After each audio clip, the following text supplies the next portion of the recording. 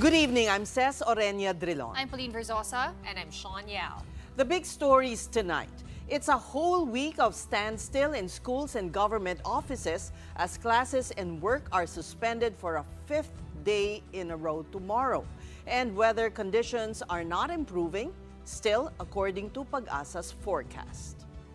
And the government's economic czar sees a silver lining in a mere 1 percentage point cut in U.S. tariff on Philippine goods. He says the impact of higher levies will ultimately be on American consumers. And after challenging the PNP chief to a fist fight, acting Davao City Mayor Basten Duterte says he has one condition before putting on his boxing gloves.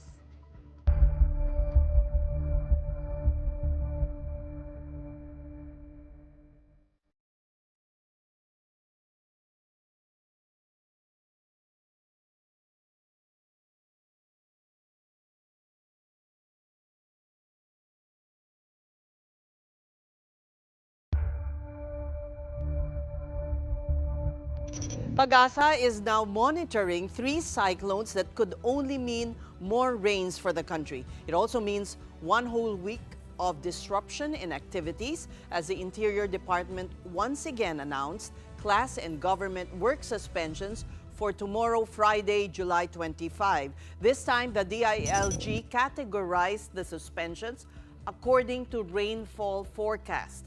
The following are under the red category, which could receive 200 millimeters of rains or more. Bataan, Benguet, Ilocos Sur, La Union, Occidental Mindoro, Pangasinan, and Zambales. Under the orange category are provinces that will get rainfall of between 150 and 200 millimeters are Abra, Batangas, Cavite, Ifugao, Ilocos Norte, Laguna, Mountain Province, Pampanga, and Tarlac. Meanwhile, these are the areas under the yellow rainfall category. This means 50 to 150 millimeters of rainfall. Albay, Apayao, Aurora, Bulacan, Cagayan, Camarines Norte and Camarines Sur, Isabela, Kalinga, Marinduque, Metro Manila, Nueva Ecija and Nueva Vizcaya, Oriental Mindoro, Palawan, Quezon, Quirino, Rizal and Romblon. Upon the announcement of class and work suspensions, DILG Secretary John Vic Remulla was at it again, putting up a disclaimer that went, quote, "Di muna ako magbibiro, kahit si VP, pinuna ako." Now on to the weather update. Tropical Storm Dante has exited the Philippine area of responsibility this afternoon. However, its track shows that it will remain quite close to the PAR line until it dissolves on Saturday, July 26. Another cyclone, Emong, has intensified into a typhoon today. It is almost stationary, hovering over the coastal waters of Burgos, Pangasinan. Signal number 4 is now up over the southwestern portion of Ilocos Sur, the northwestern portion of La Union, and the extreme northwestern portion of Pangasinan. Under signal number 3 are the rest of Ilocos Sur and La Union, the northern and western portions of Pangasinan, the southern portion of Abra, and the western portions of Mountain Province and Benguet.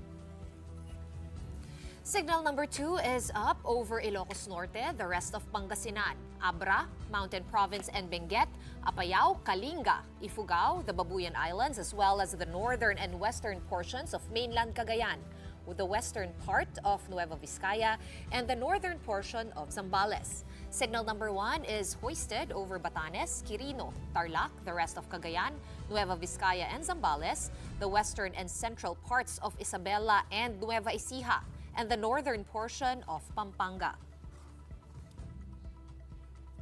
And still on Typhoon Emong, it could either make landfall or pass very close to northwestern Pangasinan tonight. It will then cross La Union or Ilocos Sur until it exits the Babuyan Channel. The third cyclone being monitored is still outside PAR, has intensified into a tropical storm just this afternoon. While it's still pretty far from the Philippine landmass at the moment, it is already starting to enhance the southwest monsoon or habagat, which is causing rains over parts of the country. Now let's talk about the interaction of these weather systems. And joining us again is News 5's weather specialist, Alvin Pura. Alvin, pwede bang maging Fujiwara effect rin with this third na namumuong typhoon system? Okay, sis, meron nga tayong bagyo sa labas ng PAR. Yan po ay naging tropical storm na may international name na Crossa. Ito po ay napakalayo naman dito sa dalawang bagyo nito. So wala tayong inaasahang Fujiwara effect by this time dito sa malayong bagyo. So Pag-asa's last direction and distance, ito ay nasa around 2,055 kilometers east o southeastern ng southeastern Luzon, dyan po sa may Bicol region. Nasa labas yan ng PAR, possible yan umakyat dito sa eastern portion ng ating boundary line. At sa ngayon, hindi natin inaasahang pumasok ng PAR, pero by next week, maaaring yan ang magpalakas na ng ating habagat o southwest monsoon. Yes? Alright, Alvin, yung weather, yung warnings ngayon ay base sa amount of rainfall. Ano kaya ang ibinuhos na ulan nitong mga nakaraang kasama na yung Habagat, Krising, Emong at Dante? Paano ba natin maihahalin tulad yan sa mga nakaraang mga bagyo? Okay, sis, yung ating habagat is nag-start pa yan doon sa bagyong Krising na hindi naman nag-landfall or umakyat dito sa may taas na bahagi ng ating bansa. Then, continuously, tuloy-tuloy lang yung ating habagat. So, nag-start yan by last weekend pa. And nagtutuloy-tuloy siya. So ngayon, medyo marami tayong natatanggap na pag-ulan. Pero kung i-compare natin yan sa bagyong Ondoy or yung last year natin, yung pinaka-latest na habagat episode, yung kay Typhoon or Super Typhoon Karina, if I'm not, if I remember it correctly, yung sa kanila is short period of time, 2 to 3 days, well, Ondoy is 1 day, na halos isang buwang pag-ulan. This time, naka-spread out tayo ng 5 days. Although, hindi siya ganun ka, well, hindi ganun ka intense yung pag-ulan natin kumpara nung nakaraan. Pero ito is naka-spread out. So, maraming araw na maraming ulan. So, yun po nagdala ng mga flash floods and landslides at mga widespread floodings natin. Kumpara naman nung bagyong Karina last year, is sobrang dami ng ilan.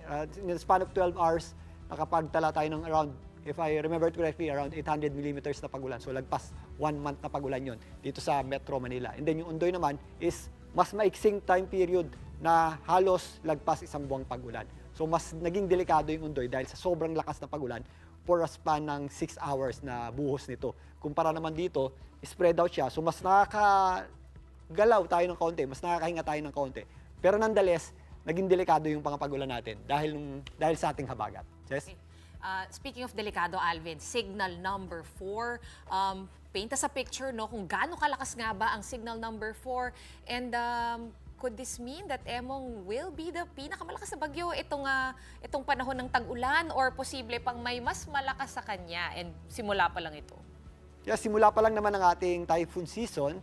Pero ang bagyong Emong ay nasa typhoon category na around nasa 120 kilometers per hour yung kanyang lakas ng hangin malapit sa gitna and possible pa yang lumakas habang nakatambay nga yan dito sa may West Philippine Sea.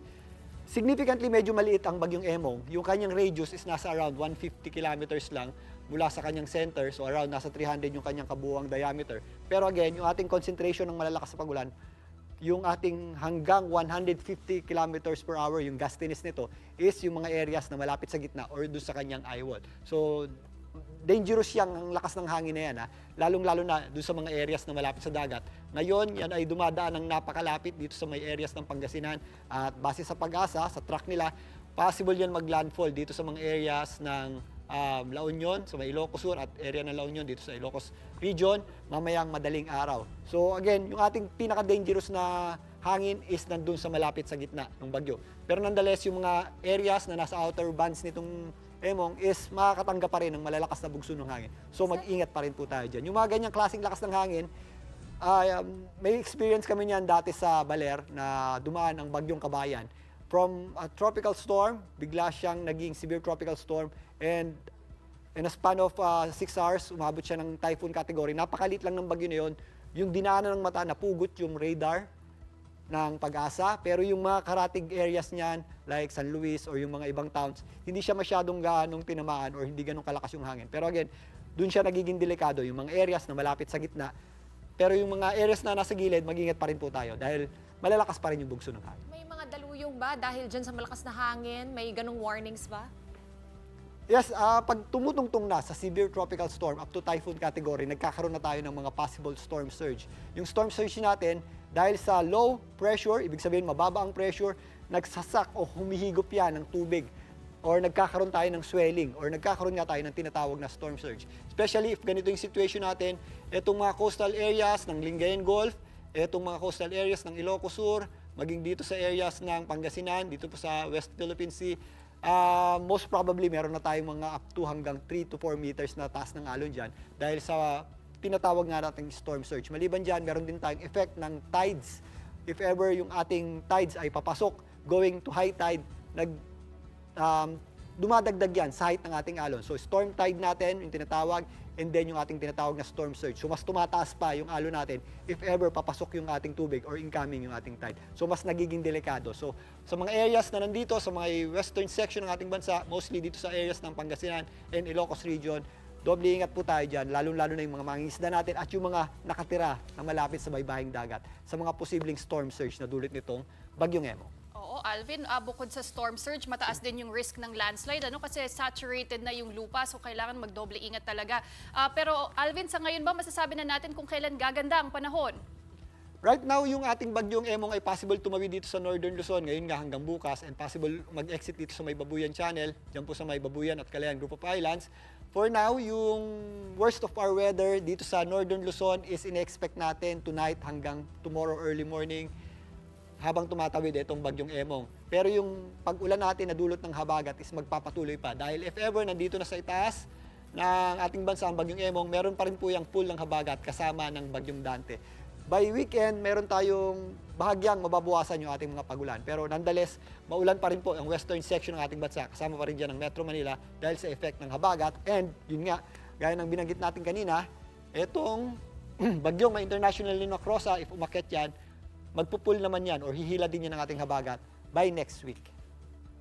Maraming salamat, News 5 Weather Specialist Alvin Pura. Meanwhile, Marikina City has declared a state of calamity. We now discuss this with the head of Marikina City's Disaster Risk Reduction and Management Office, Dave David. Magandang gabi sa inyo, Dave. Welcome to the big story. Good evening po. Bigyan niyo po kami ng Good evening assessment po. sa ngayon sa Marikina. Ilan po ang mga evacuation centers at ilan ang evacuees ninyo sa ngayon? Sa ngayon po, wala na po kaming flooded areas as of kahapon. Ang mga evacuation centers na rin po namin, UT-UT na rin po nagsasara. At nagbabalikan na po yung mga kababayan po namin na take ng shelter po dun sa aming mga evacuation centers. But nung height po, nung malalakas na pag-ulan, umabot po sa 23,679 po yung aming mga naging evacuees sa 32 na evacuation centers po na ginamit po namin. 12 out of 16 barangays po sa Marikina ang inabot po ng baha. Alam mo, kumpara sa mga nangyari sa Marikina tuwing umuulan, ay maganda ang naging sistema ngayon at umani kayo ng papuri. Ano ba ang ginawa ninyo na kakaiba? At ano ba ang mga factors na nagdulot nitong hindi na binabaha ng grabe ang Marikina? Opo, sa term po ni Mayor Marcy Isidoro, yung aming pong previous mayor, madalas po niya sa aming sinasabi yung common sense governance. Tinatanong po niya yung public, gaano po kataas yung naging pagbaha.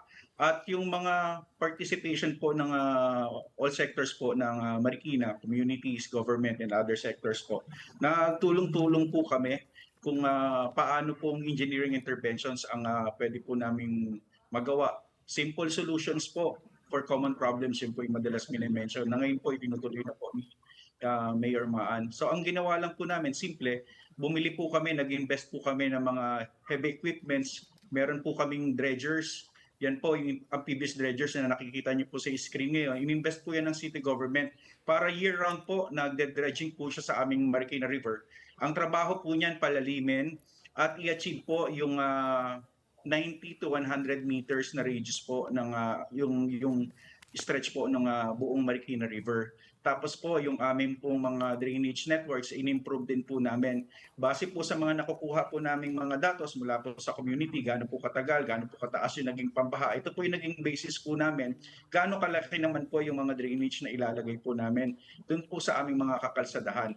Ang intention po niyan, mapabilis po yung velocity po ng tubig na dumadaan po sa Marikina. Given po yung geography ng Marikina, na catch basin po kami ng Rizal, ang objective po namin dapat dadaan lang po sa amin yung tubig. Kaya naman po pinalaki po namin yung aming po mga drainage. Sinisigurado po namin, part po ng maintenance, nag-invest din po kami ng mga vacuum trucks at mga backhoes po. Year-round din po yun, nagme-maintain po ng mga estero. Sinisigurado po namin clear po yung mga stairs po namin, mga drainage po namin.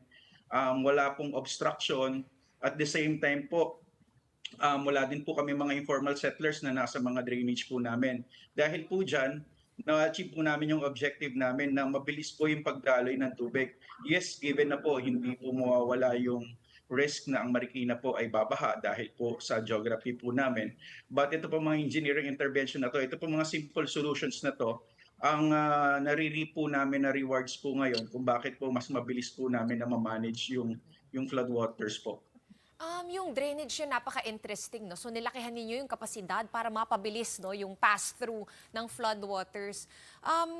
How did you come up with the right size, no? Kasi minsan pag nambabatikos tayo sa mga tubig baha na hindi bumababa, no? Parang masyadong maliit na daw yung drainage system. So it seems like you were able to calculate, the correct volume. And how did you do that? Yes po. Dito po pumapasok yung whole of society approach. Pinapakinggan po ng mayor po namin yung hinaing po ng mga kababayan namin. Gaano kalakas yung naging pag-ulan, gaano katagal yung naging pag-ulan, hanggang saan po yung naging pag-ulan dun sa community nila. Doon po namin nasusukat kung sapat po ba yung water carrying capacity po ng mga drainage po namin. And the engineering department po creates plans kung enough po ba yung measurement po ng mga drainage po namin. And then maggagawa po kami ng intervention po doon, ini-improve, pinalalaki po namin. Kung may imagine niyo po yung mga dump trucks na nakikita po natin sa ibabaw ng kalsada, yung pong ilalim ng mga major thoroughfares po namin, ganun kalaki na rin po yung mga drainage po namin sa ilalim.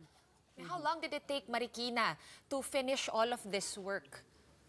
It's a multi-year program actually, ongoing pa rin po. Yung aming pong rehabilitation ng aming pong Marikina River, yung tuloy-tuloy pa din po siya ang ginagawa. Ang objective po, matapos po siya year 2028, tuloy-tuloy po. Pero ito pong dredging, year-round maintenance work na po namin. Regardless po kung ano pa pong improvements yung ginagawa po namin sa Marikina River. And we don't stop. We never say na Marikina will be ready for ganito, ganyan. Ang mindset po namin, we should always prepare. We should make improvements po kung ano pa po yung pwede namin ma-improve po dito sa perennial problem po namin sa flooding. Well, Dave, ang Marikina nasa ilalim pa rin ng state of calamity. What's the plan of action? And based on your initial assessment, magkano ba yung naging damage sa Marikina? Sa planning office po namin, nag-assess po sila ng around 150 million na damages po.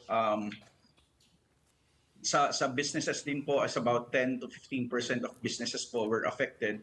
Ang maganda po dito din sa declaration po namin ng calamity loan, yung price freeze po, makokontrol po namin ngayon yung pong pagtataas ng presyo ng mga pangunahing bilihin. At the same time, mga kababayan po namin, magkakaroon po sila ng direct ayuda through calamity loans.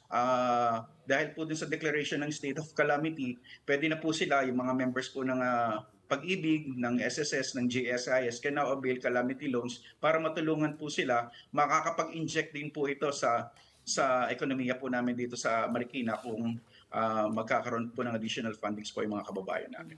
A final question, I understand also that you're coordinating with yung kalapit na syudad ng Pasig kasi you share borders, anong klaseng kooperasyon? I understand merong national project na pumping station and revetment wall. Can you elaborate on that? Yes po. Yung pong rehabilitation po namin sa Marikina River, part po ng Marikina River ay ang Pasig. Kasi po ito pong Marikina River, magpapastro po siya ng pababa po ng Pasig. Through Ilog Pasig po, Pasig River, palabas po yan ng Manila Bay. At the same time po, yung Manggahan Floodgate po, dumadaan din po yan ng Pasig, palabas naman po siya ng Laguna Lake. So yung collaboration po namin and interoperability po ng Pasig is nandun po. From kami po nung pares po kaming DRRMO ay closely monitoring and sharing po kami, knowledges po and trainings po para tuloy-tuloy din po naman yung programa po namin. At the same time po, yung nasa upstream din naman po namin, San Mateo and Montalban, madalas po kami nakikipag-coordinate sa kanila kung ano po yung mga interventions po na ginagawa namin dito sa Marikina. Okay. Dave, huling tanong na lang, babalikan ko yung dredging. Since you Gaano guys did kadalas? such a since you guys did such a good job, how often no yung dredging? Talagang every week ba yan? I know may mga nakapark na heavy equipment sa tabi ng river, nakikita ko sila minsan pag napapadaan ako. It's an everyday program po. Ito po Everyday? mga heavy equipments na to was procured by the city government, operated and maintained by the city government. Kaya po wala po kaming problema doon sa work schedule po nila. Ang engineering department po namin ang namamahala dyan. Even po yung maintenance ng mga drainage namin, meron po kaming malalaking mga vacuum trucks. Ang ginagawa po niyan para doon sa mga estero at canal naman po. Kung ang Manila Water po, meron silang mga vacuum trucks. Nag-invest na din po kami. Isa din po talaga ito sa common sense approach ni Mayor Marcy. Tayo na po ang mag-invest yung mga kagamitan, mga kasangkapan na kakailanganin po natin para ma-implement po natin yung mga programs na to. Kaya naman po, pinagtustusan po namin talaga ng sapat na halaga po yung mga gamit na yan. Okay, good job. Maraming salamat sa iyo. Marikina City DRRMO Head Dave David. We're just going to take a quick break, but coming up, the Marcos administration says it is American importers and consumers who will ultimately bear the brunt of U.S. tariff on Philippine goods. That story and more when the big story returns. Stay tuned.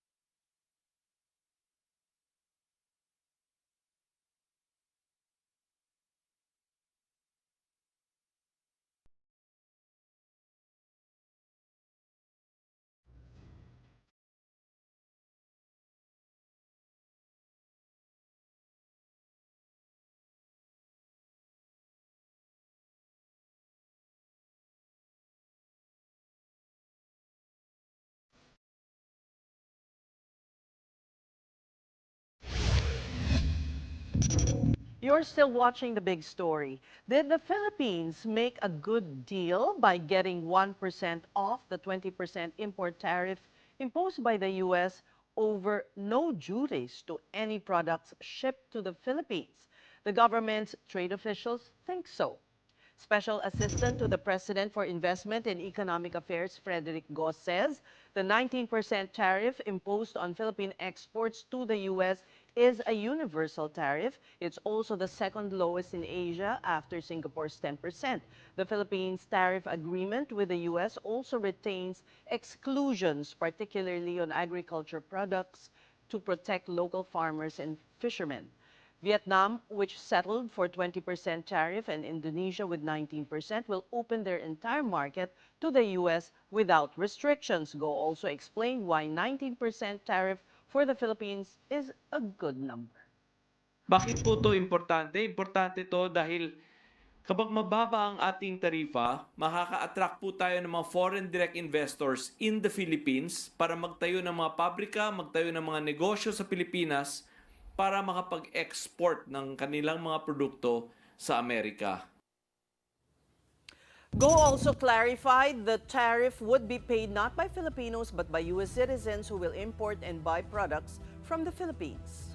Ang magbabayad po nitong taripa ay hindi po tayo. Ang magbabayad ng taripa na to ay ang mga Amerikano, ang mga importers, ang mga buyers ng mga produkto galing sa buong mundo. So sa huli, ang magbabayad po nito mga tarifa ay mga consumers po ng Amerika. Mga mamamayan ng Amerika na bibili ng mga produkto na inimport nila, sila po ang magbabayad nito mga tarifa. Now let's discuss this trade deal from the perspective of a former U.S. ambassador to the Philippines. And joining us tonight via Zoom is Ambassador Harry K. Thomas. Good evening. Welcome to The Big Story, Ambassador. Good evening, and thank you for having me. May we compliment you first on your pink barong.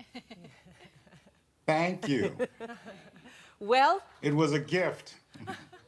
Well, you have been critical of the deal we struck with U.S. President Donald Trump, and you say what added insult to injury was a better deal that Japan had immediately after that meeting in the White House. Yes, first let me start by offering my prayers and thoughts for all of those affected by the flooding in Metro Manila and other parts of the country, including my relatives. So the previous segment broke my heart, but I'm glad that the Philippines is finding ways to save lives of its citizens. Yes, President Marcos got the best deal he could have at this time from President Trump, whose aim is not to assist the Philippines, but to have all products, as many products as possible, made in the United States. So while it was the best deal that the Philippines could have had, long term, I expect this will hurt the Philippines. Ambassador, I wanted to get your thoughts because you also gave some recommendations. And I was thinking, you know what, he has a point.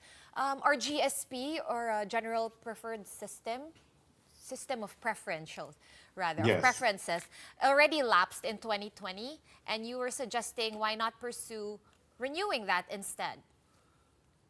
Yes, that is up to the Congress. And so I would expect the Philippine embassy and government to lobby our Congress to have that renewed. It would it could add 5 to 6% to your exports to the United States. If you look at 2023 and 2024, your exports were about $14 billion to the U.S. This year, we expect it to only be about $12 billion to the U.S., and that is because of tariffs. So although Americans will pay, as the Philippine government official said, for the tariffs, it will also hurt Filipinos. True. But what is the likelihood of a GSP being revisited by an administration that is really averse to all these preferences and also sees a trade deficit as bad, as necessarily harmful? In the short term, no. You're 100% right. But in the long term, that's why we have elections in this country. Uh, Next year, by the midterms, that is something that if President Trump loses his majority, you could press the Democrats to pass, but you have to start lobbying them now and educating the American people. After all, you have several million Filipino Americans here who can act on behalf of the importance of importing goods from the Philippines. Well, Ambassador, some observers say that President Marcos got what he could under tough circumstances. Even President Trump called him a tough negotiator. But in your view, was there any leverage that President Marcos could have used to negotiate a better deal? It would have been extremely difficult at this time. So I'm not criticizing President Marcos. The only leverage he has is mutual defense treaty access for the U.S. military, and cutting that off would hurt, especially with Chinese aggression in the Western Philippine Sea. So I understand that, but that is why I would urge the Philippines to work with ASEAN on a unified approach, work with the U.S. Congress, both parties, states, especially the states that receive Philippine goods, whether it's electronics, which is the majority, or agricultural, tuna, which is the second, to change minds over time. Ambassador, what about critical minerals and semiconductors? Is there any way that you're seeing that we can leverage these two sectors to maybe negotiate something better? Perhaps not an FTA or a GSP. Yes, FTA is off. Well, I would love that. That's not going to happen anytime soon. But recall, under WTO, about 30% of Philippine electronic exports gets access without tariffs. So that is already a very good deal. But the rest you have to look at. The U.S. Japan and other nations are going to purchase more Boeings. But remember, some of those Boeing parts are made in Baguio.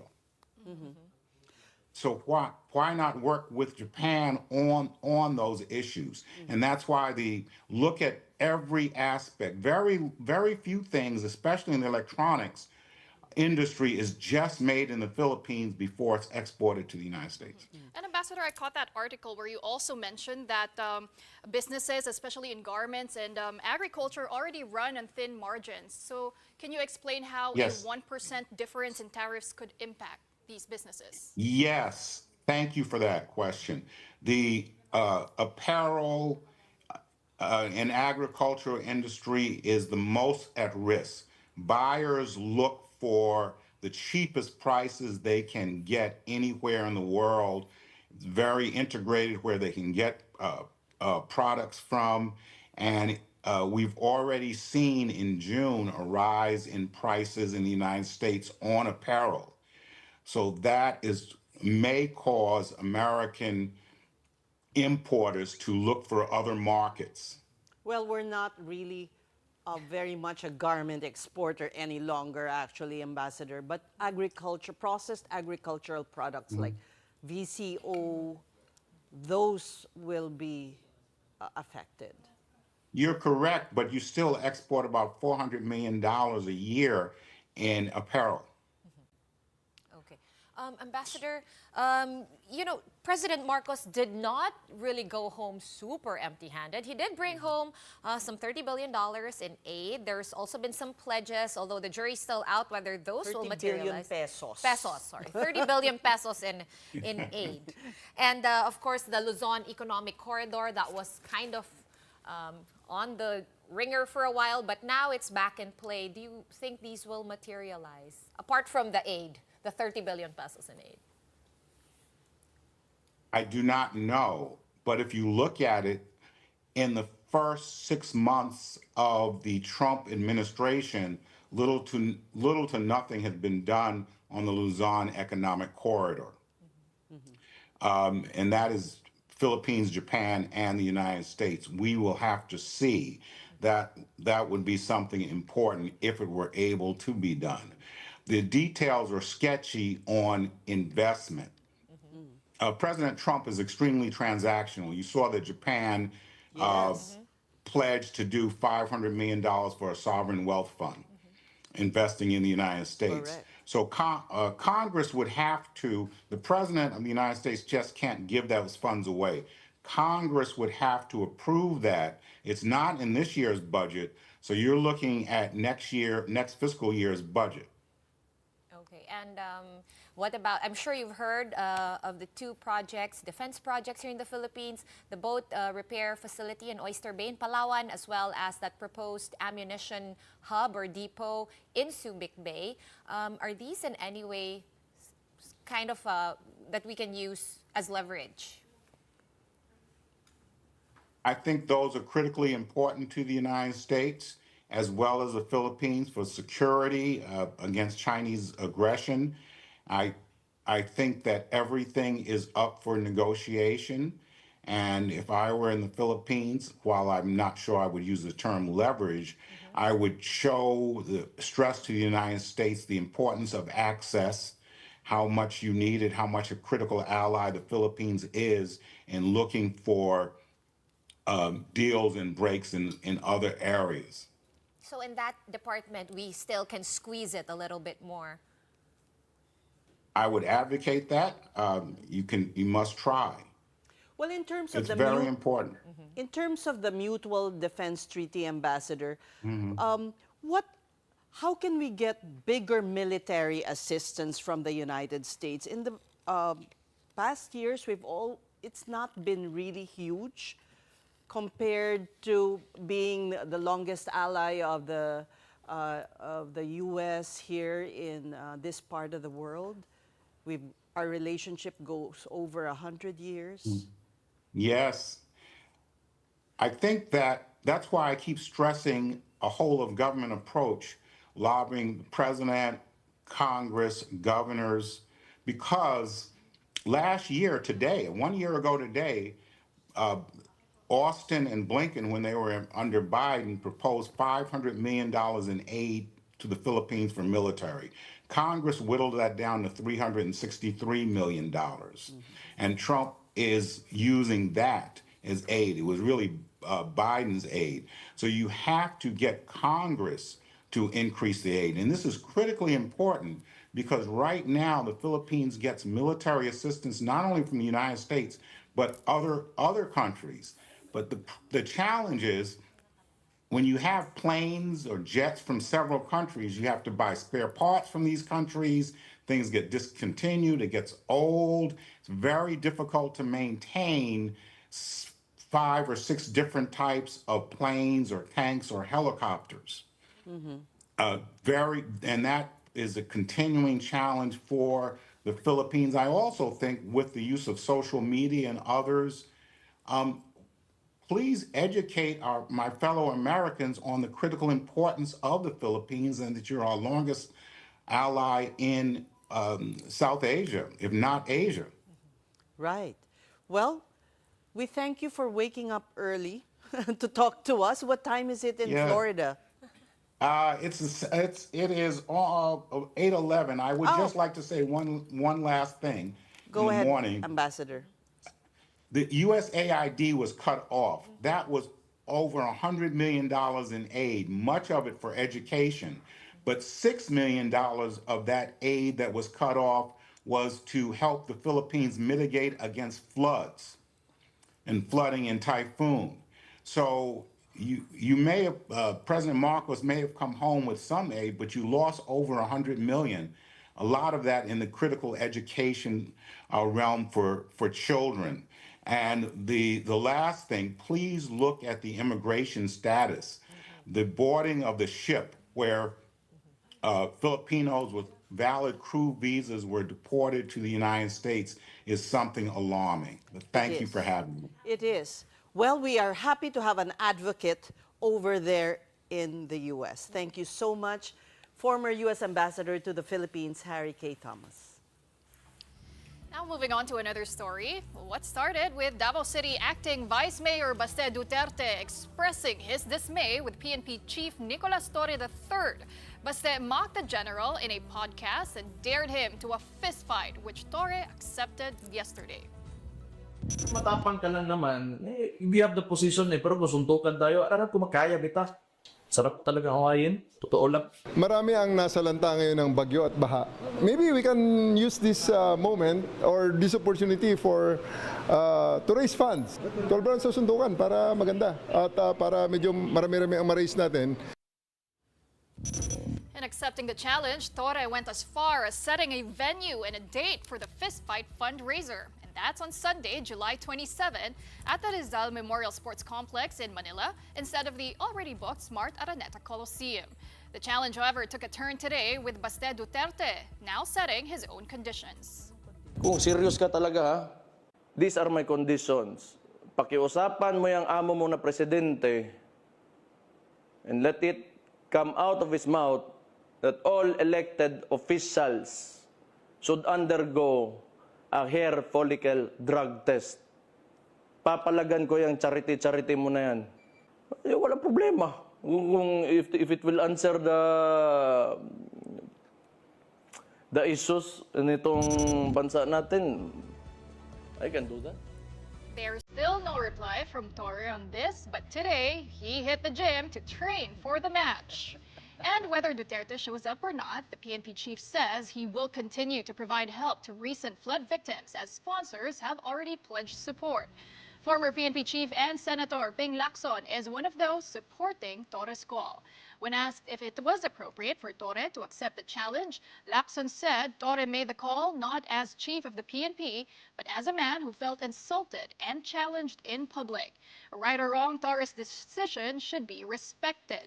If Lacson will watch the fight, he said he's still not sure, but if proceeds will go to flood victims, he will buy tickets equivalent to his monthly pension as a retired four-star general. The palace was also asked about what it thought on the Torre-Duterte match, and here's Palace Press Officer Claire Castro. Hindi ko alam kung matutuloy. Hindi ko alam. Hindi ko alam kung matutuloy. Kung matuloy man, good luck.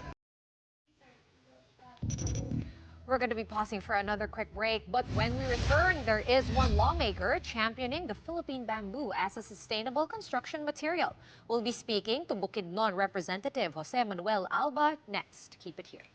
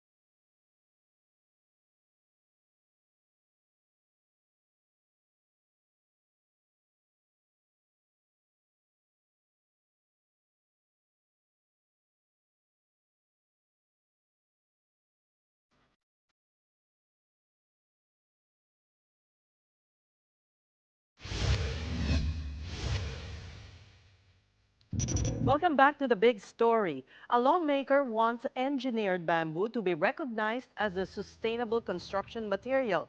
Bukidnon 1st District Representative Jose Manuel Alba filed House Bill 157 this 20th Congress, proposing to mainstream bamboo as a sustainable material for the built environment. Alba seeks to establish a comprehensive regulatory framework for its efficient use. He cited bamboo's suitability in a country moving toward environmental conservation.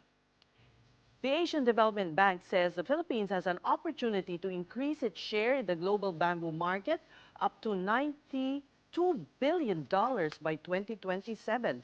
Philippine bamboo species have massive culms and towering heights that make them suitable for engineered products, textiles, and biofuel. Here we feature earth-friendly initiatives, one story at a time. Welcome to Sustainability.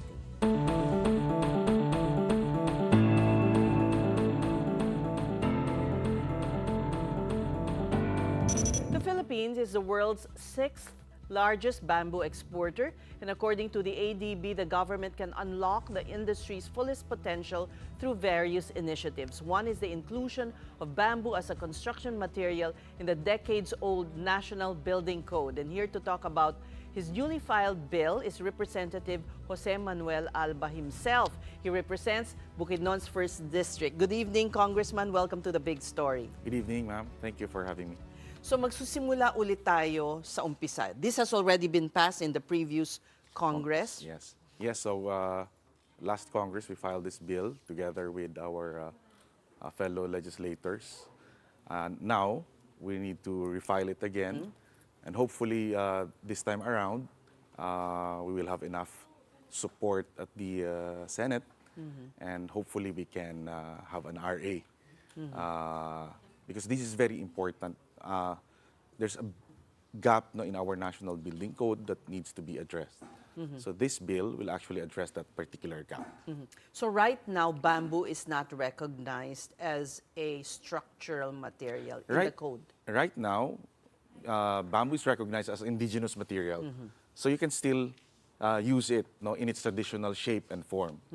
But the moment you introduce engineering to the material, then it's really a totally different story, because of the engineering intervention, you need to set standards in terms of compression strength, tensile strength. So these things we hope to address with this particular measure. So what you're saying is that we could actually, what you're pushing for is to see engineered bamboo actually being used in buildings, yung mga malalaki, hindi lang yung parang bahay kubo and mga gazebo. At yung bahay kubo, ginagawa naman natin Correct, ngayon. correct. So we don't need a law new for that. measure to address this particular. What we need is to have bamboo in its engineered form introduced in as a construction material. what gave you this idea, though? I'm so curious. Okay. And what is, explain what is engineered bamboo? When you apply certain engineering measures, like you make it a composite material, you introduce paste, and you introduce Yung pressing. ginuglue together. Yes, so. Yeah, until So- it makes a huge So column. It's similar to Lego. So it's similar to Lego. So what you can actually do with wood, you can also do with bamboo. Even better. Yeah. So, Sorry, what was your question? The question is, what made you think about doing this? Is it because in Bukidnon there's a lot of the giant Philippine No, bamboo, actually, bamboo is everywhere in the Philippines. And we, to a certain extent, we failed to maximize its potential. So, and right now, as we all know, poverty is a major concern in our country. And this is actually very common in rural areas where we have the bamboo. Parang So- hindi lang pinapansin. Yes, The potential is not unlocked. This will unlock its Yes. potential. This, if it becomes a law, This bill will establish the bamboo architectural code and the bamboo structural code. So these two codes are actually missing right now in our national building code. So no engineer, no structural engineer, or even architect can sign a plan, or a building official because you don't know what's the standard. Now, for example, for a 2x2 of engineered bamboo, what's the capacity in terms of How load? much load can it Yes. bear? So, Or should it bear? yes. Yun ang ilalagay Yes. dito. It will pave the way Yeah. for this is actually an anchor legislation that will pave the way for the inclusion of bamboo architectural code and bamboo structural code. So, as we all know, technology is fast evolving. So this is the anchor legislation, and the codes, the referral codes, will have to be revised, improved, as soon as a new technology emerges. So To further even strengthen it. yes. So this is an anchor legislation because we know it's very hard to amend laws, right? So this one will serve as a platform to establish these codes, which later on can be revised, improved as the technology progresses. Well, Congressman, some of the guests we had on the show actually also praised bamboo for being one of the strongest materials, and that's something not a lot of people know. And in Bukidnon, your home province, I believe there are already over 2 million bamboo stands ready to be used as raw material. Yes. Actually, we already conducted an inventory with the help of the UST and CMU, Central Mindanao University. And Ready to be harvested. yes. To be- And our giant bamboo, the Dendrocalamus asper, is actually considered by industry players as the best variety of giant bamboo in Southeast Asia. And we are unable to maximize its potential. You also have a companion measure called the Low Carbon Investment Economy Act. Tell us how this relates to this Measure. bamboo. Yes, Yes. to this measure. We are in the age of climate change. So last Congress, we filed the Low Carbon Economy Investment Act. So unfortunately, hindi pa rin siya naging batas. So we need to refile it again this 20th Congress. This particular measure is very important because it will unlock so much green finance fund globally. So as we all know, we need to address the problem of carbon, right? So this particular measure is actually a hybrid of the two common decarbonization approaches globally. One is, if you want to reduce carbon, you need to impose carbon tax. And we know that it's very hard to Impose a new tax a here. new tax. Oo. Because that is actually very inflationary. Okay. Number two approach is that they call You buy- ETS, Okay. or You the buy carbon emissions credits. trading system. This is actually cap and trade. You set a cap and then you trade. So this particular measure, the Low Carbon Economy Investment Act, is a combination of these two approaches. So from the carbon tax, we took out the carbon pricing mechanism, and from the ETS, we took the cap. there's The no cap cap. and the framework. So now we have not a cap and trade, but a cap and invest. Because So how does it relate to bamboo? well, bamboo is number one. As we all know, is very good in terms of carbon sequestration. So if we are able to unlock all these investment opportunities, number Pati one yun on the list. mabebenta mo. Yes. Yeah. Carbon Aside credits. from the raw material that will be used for building, Yes. the carbon that's sequestered by the bamboo that you harvest, you can also sell. Yes. As we all know, or studies showed that bamboo stands sequester 30% more carbon dioxide as compared to ordinary trees. And it releases 30% more oxygen versus ordinary Nakakapigil rin trees. naman ng bahayan. Oh, yes, Sa yes, bundok, yes. di ba, may bamboo forest It's ka. very good for soil stabilization and even soil rehabilitation.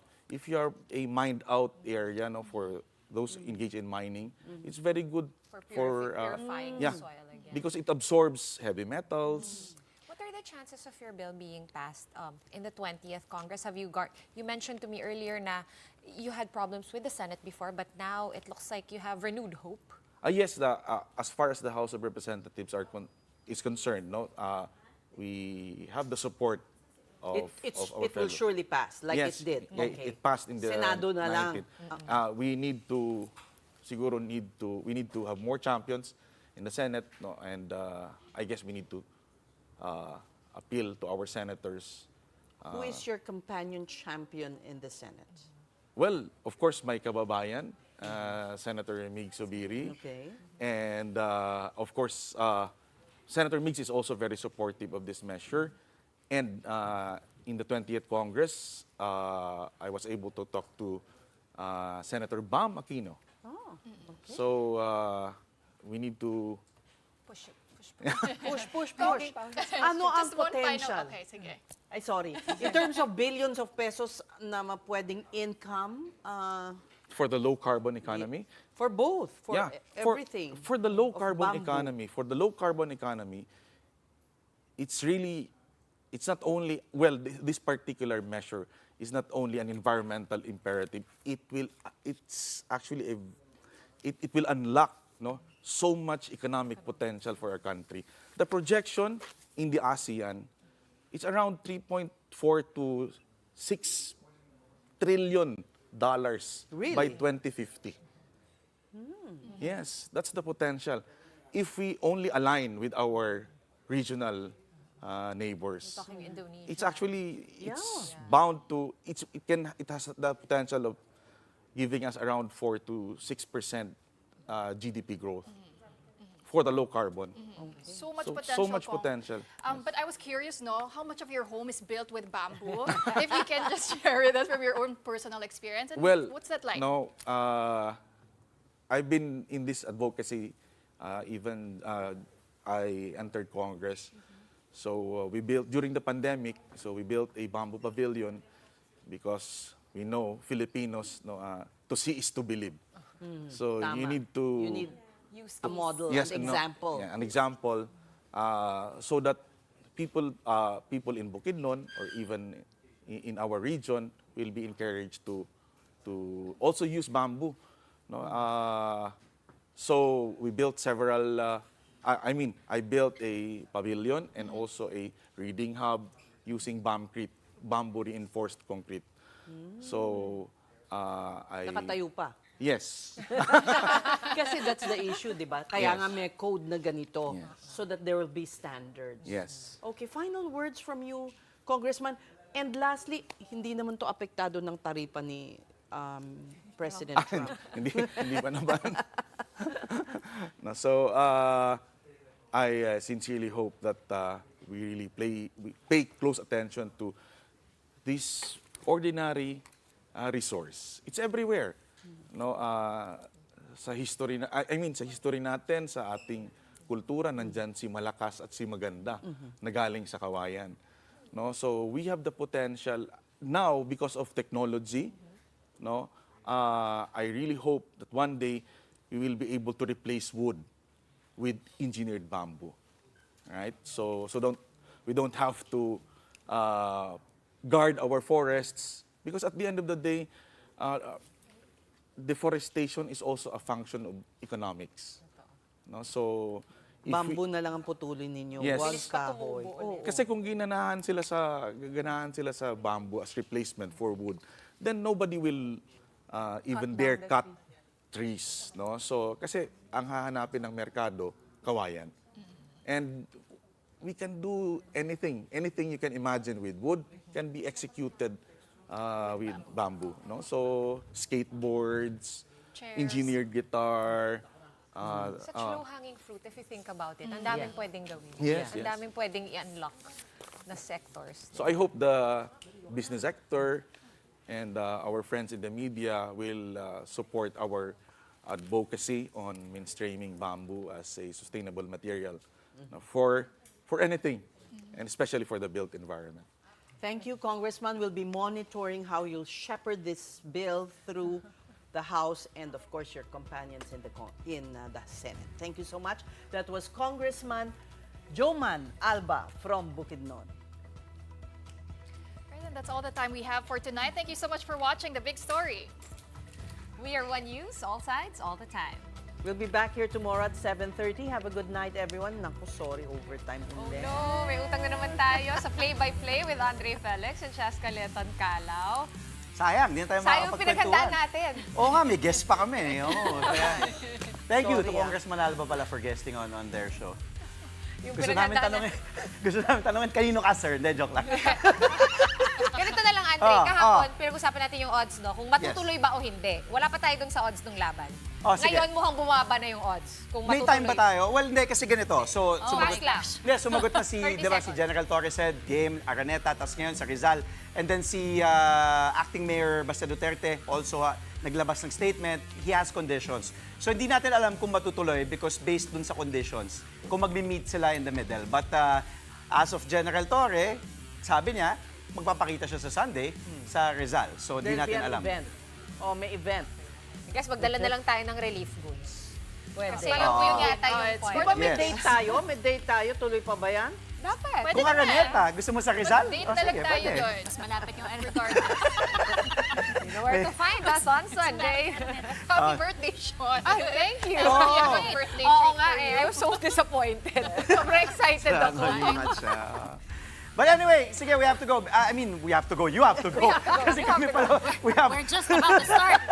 Sorry, What do Check. you Sorry. We have also guests on our show. Thank you again, Congressman Alba. Thank you to Cesc Rilon, Sean Yao, and Pauline Versosa, The Big Story on One News. On our show, we've got the aftermath of Game 5 of the PBA Philippine Cup Finals, plus new details on plans to take the PBA to the Middle East. Ooh, and we catch up with members of Strong Group Athletics after their sweep of the Jones Cup. I'm Andre Felix. And I'm Chaska Leton Calao. And here's tonight's play-by-play. Ramiro, the show by Mamoy leaves. Future moves puts it on.